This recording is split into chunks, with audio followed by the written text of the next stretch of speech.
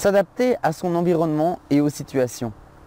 J'ai commencé à en parler dans la vidéo précédente, le conseil numéro 2, car en effet c'est très important à rappeler également. Parce qu'il n'y a pas de recette toute faite qui fonctionne bien partout et il n'y en aura jamais. Ce qui fonctionne chez votre voisin ne fonctionnera pas forcément chez vous. Chaque être vivant, chaque situation sont des manifestations uniques de la vie.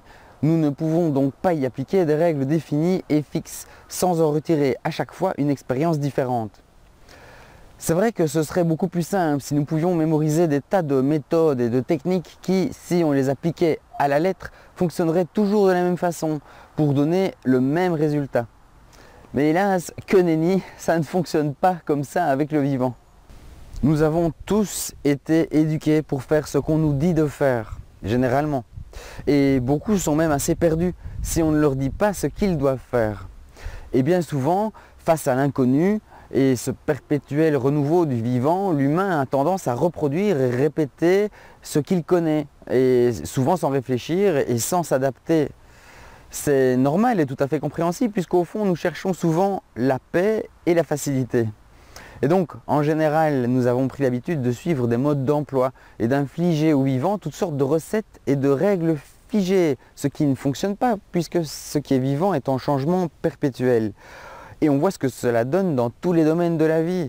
Une vision très court terme qui résout en apparence les problèmes, qui les supprime, qui les éradique, qui les brûle, mais qui ne fait que repousser ces problèmes à plus tard, et en plus grave encore. C'est par exemple très évident avec la médecine moderne, avec sa sacro-sainte pensée scientifique, unique, téléguidée par le monde de l'argent. Est-ce une nouvelle religion à laquelle nous serions obligés de croire parce qu'il ne s'agit principalement que de croyances. Cette science ne comprend pas encore le vivant, elle cloisonne et sépare ce qui est inséparable et indivisible. Et elle ne va d'ailleurs que rarement dans le sens de la vie.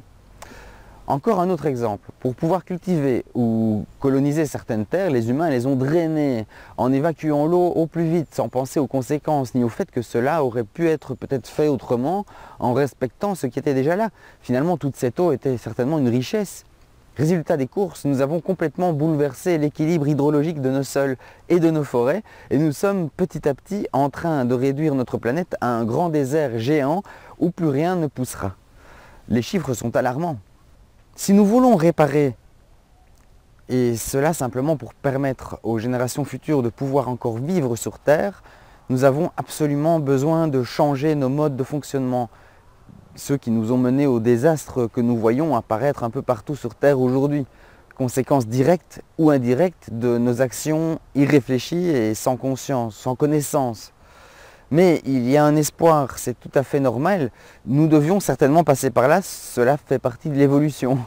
Avec la permaculture, vous êtes plutôt invité alors à ressentir ce qui est déjà là, à observer sans juger, et puis en fonction de ces observations et de quelques principes, donc vous allez tenter l'une ou l'autre façon de faire, qui sera peut-être mieux adaptée à la situation. Mais vous n'avez pas plus de garantie de réussite que lorsque vous appliquez des recettes toutes faites. Mais au moins, vous aurez développé la capacité de réfléchir par vous-même en fonction de vos observations profondes. Et si vous n'avez pas encore trouvé la meilleure solution, la meilleure façon de faire, celle qui produit les meilleurs résultats, et cela pour tous les différents éléments de votre système en question, mais il sera toujours temps de modifier et d'ajuster. Et c'est à partir de cette expérience personnelle riche que naît la vraie connaissance. Pas juste une pâle reproduction d'une théorie, qu'elle soit permaculturelle ou non. S'adapter à la situation au cas par cas, c'est toujours mieux que d'appliquer sans réfléchir une méthode ou une pratique qui vous a été dictée par ce qui est extérieur à vous. Que ce soit dans un livre ou avec un enseignant, parce que toutes ces méthodes toutes faites ne seront peut-être pas forcément adaptées à tous les cas particuliers. S'adapter à la situation qui se présente à nous, c'est être avec ce qui est vivant là maintenant devant nous, avec ce que la vie nous propose.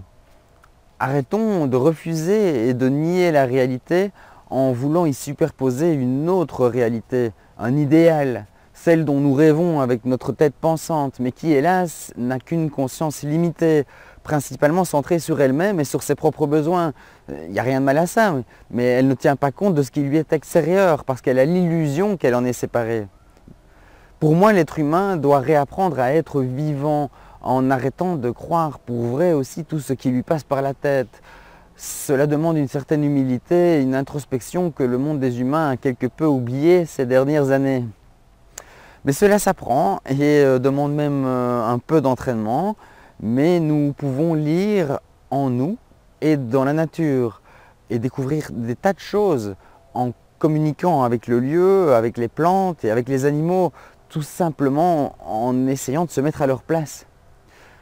Sur Terre, nous pouvons créer le désert ou le paradis, comme le dit si bien Sepp Holzer dans ses livres. Le but est d'apprendre à enfin vraiment collaborer, coopérer avec ce qui est vivant et avec la nature, œuvrer en harmonie avec elle en fait. Prenez donc bien le temps d'observer convenablement et en détail avant d'agir, pour quoi que ce soit. Bien entendu, il ne faudrait pas que ce que je vous dis là vous paralyse et vous empêche d'agir. Même en faisant attention et même en prenant le temps, nous pourrons encore faire des erreurs. Mais alors l'important est de bien vouloir à nouveau se remettre en question et alors tenter encore une fois de trouver une solution plus adaptée.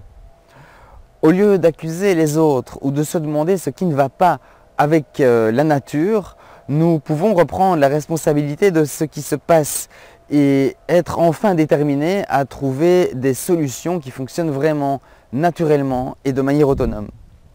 Nous avons juste de mauvaises habitudes et au lieu de perpétuer des actions qui ne vont pas dans le sens de la vie, nous pouvons réapprendre à accompagner les mouvements naturels. Nous les humains, nous avons voulu forcer la nature, nous avons voulu la contrôler, la dominer, parce que nous en avions peur. C'est juste qu'il faudrait donc peut-être prendre un petit peu plus de temps pour mieux comprendre cette nature. Nous faisons totalement partie intégrante de cette nature qui nous entoure. Et je suis certain que je parle à des convaincus. Et nous fonctionnons exactement comme cette nature. Avez-vous déjà essayé de changer quelqu'un d'autre que vous? Cela ne fonctionne pas vraiment. Avez-vous déjà aussi observé ce qu'il se passe en vous lorsque vous êtes contraint, ou vous êtes forcé, ou même blessé? Cela n'a jamais fonctionné et cela ne fonctionnera jamais. C'est une toute nouvelle façon de communiquer avec ce qui est extérieur à nous que nous devons redécouvrir en nous. Si nous voulons tout simplement pouvoir continuer à vivre en harmonie avec ce qui rend la vie possible. Et c'est ce dont je parlerai dans la prochaine vidéo, le conseil numéro 4 pour apprendre à se connaître et mieux communiquer ensemble. À bientôt.